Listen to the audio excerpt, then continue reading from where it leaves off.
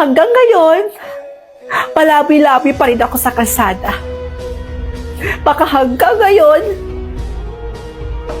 hindi ko alam kung buhay pa ba ako. Tapos yung pamilya ko, habang wala ako, namumuhay sila ng payapa, masaya, habang ako nagdudusa. Kaya kung hinihiling mong patawarin ko sila, hindi ko yun gagawin. Mas gugustuhin ko pang manirahan ako ulit sa kalsada, or mas gugustuhin ko pang mabulag kaysa patawarin pa sila. Hindi ko yun sila mapapatawad kahit kailan.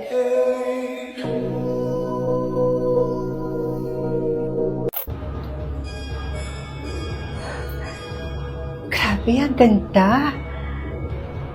O, Mayan, ang dalaga ni Berto. Hello po, tita. O, halika na, Iha. Pumasok ka na dito sa loob. Halika, sumunod ka. Sige po.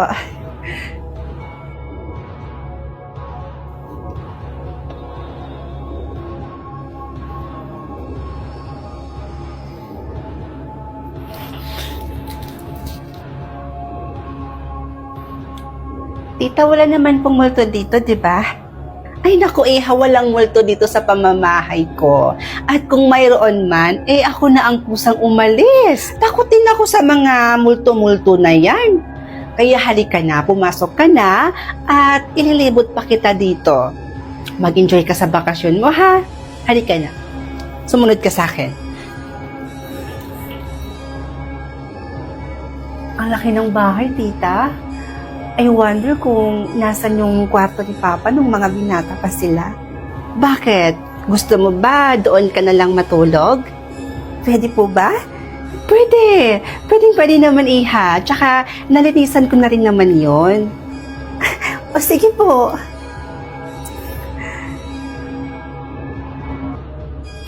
O halika na. O, sige na, Iha. Maiwan na muna kita dito at magluluto muna ako doon ng merienda natin. Pabaka na rin maya-maya. Sige ho, tita. Bababa rin po ako maya-maya.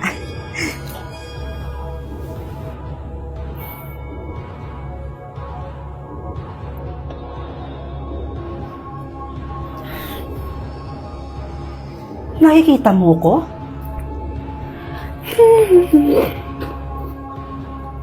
Nakikita mo ba ako? Ayaw mo palang sumagot, ha? Ano ba? Sinasabi ko na nga ba at nakikita mo ko? Anong ginagawa mo dito sa bahay ng tita ko?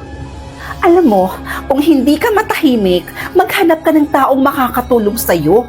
At hindi ako yun. Hi, tita. Good morning. Uy, Iha, gising ka na pala. O, mag-iisang linggo ka na dito. Kamusta naman ang stay mo? Hay naku, tita. Kung ako yung tatanungin mo, talagang na-enjoy ko talaga yung bakasyon ko dito sa mismong bahay ninyo, tita. Hindi po ba kayo nalulungkot na kayo lang mag-isang naninirahan dito sa ganitong kalaking family house? Ay nako, Iha, hindi mo lang alam. Lahat kaming magkakapatid ay nag-aagawan dito sa bahay na to. Inaawan nila ako ng sobra-sobra para lang makuha to. Para sa akin naman, hanggat hindi ako namamatay, ay hindi ko ibibigay ito sa kanila. Ay nako, Iha, mabuti na lang yung papa mo at sobrang bait. Hindi na nakikipagtalo sa akin. Curious lang po ako. Nagkaanak po ba kayo? Oo, meron. Kaso yung anak ko na yun, wala na eh. Nalunod kasi siya. Nagkatuwaan kasi sila ng mga barkada niya noon na maligo sa ilog. Kaya itong anak ko, hindi siya kaagad nakaahon. Kaya ayun, yun din ang ikinamatay niya. Tita, hindi ko po alam kung matutuwa po ba kayo o matatakot. May third eye po ako, tita. At nakikita ko po yung anak niyo ngayon. lagi niya po kayong sinusundan. At kapag natutulog po kayo, palagi niya po kayong tinitingnan. At sa katunayan nga po, nasa tabi niyo po siya ngayon.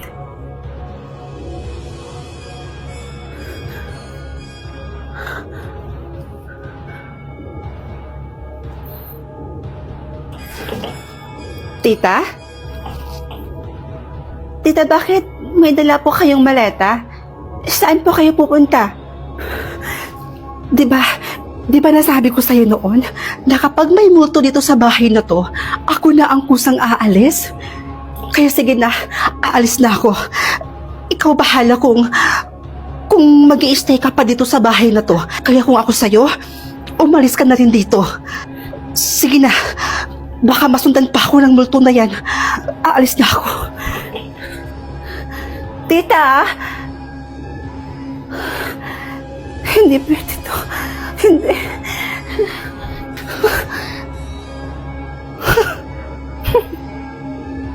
Kaya dali mo lang palang paalisin dito. Di mo man lang ako pinahirapan. Hello pa? Successful ang plano. Napaalis ko si tita mo rin. Kaya pwede na tayong manirahan dito. Tsaka sa inyo naman talaga tong bahay na to, di ba? Kasi dapat nasa bunsong anak na lalaki na pupunta ang family house. Kaya pumunta na po kayo dito lahat. Yes, lahat-lahat dahil tuloy na ang ating plano. At anong plano?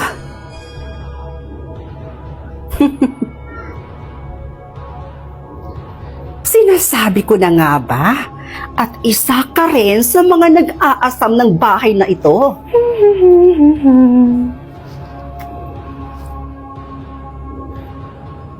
Hindi ka multo?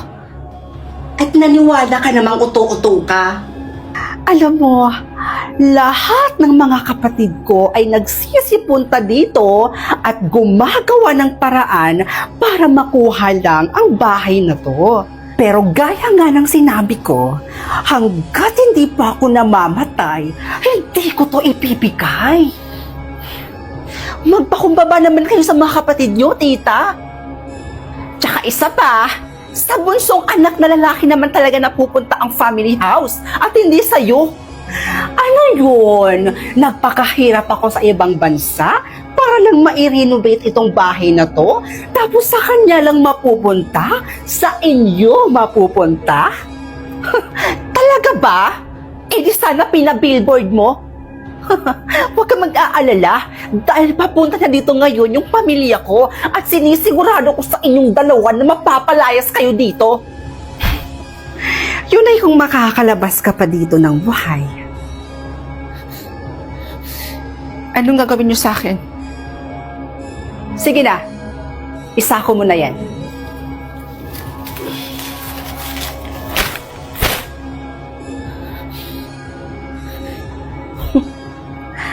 Ready na ang sako.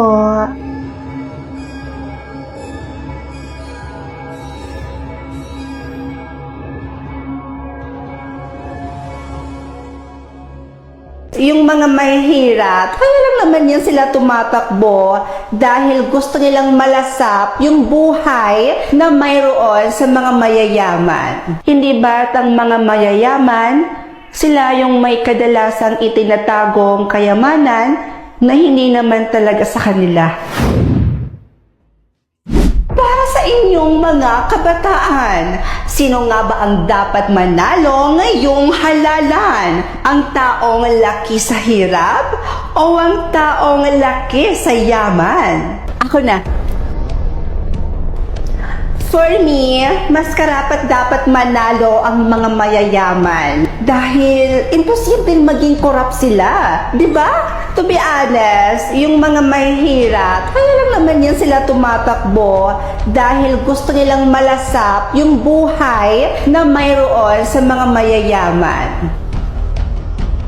Ikaw naman, Team Green. For me, mas karapat dapat kong manalo sa halalan Yung taong laki po sa hirap, dahil naniniwala po ako na doon magmumula ang sipat siya na kailangan po ng mga taong salat sa buhay. Sa katunayan, ang mahihirap, kaya lang naman sila sumusuong sa pagpupolitiko dahil sa kagustuhan nilang maipagtanggol ang kapwa nilang mahihirap. At sa sinasabi mong korupsyon, sanay kami sa buhay na walang-wala. At kung hindi ako nagkakamali, hindi ba't ang mga mayayaman, sila yung may kadalasang itinatagong kayamanan na hindi naman talaga sa kanila. Kaya kung sinasabi mong korap ang taong sanay sa hirap, I think nagkakamali ka doon.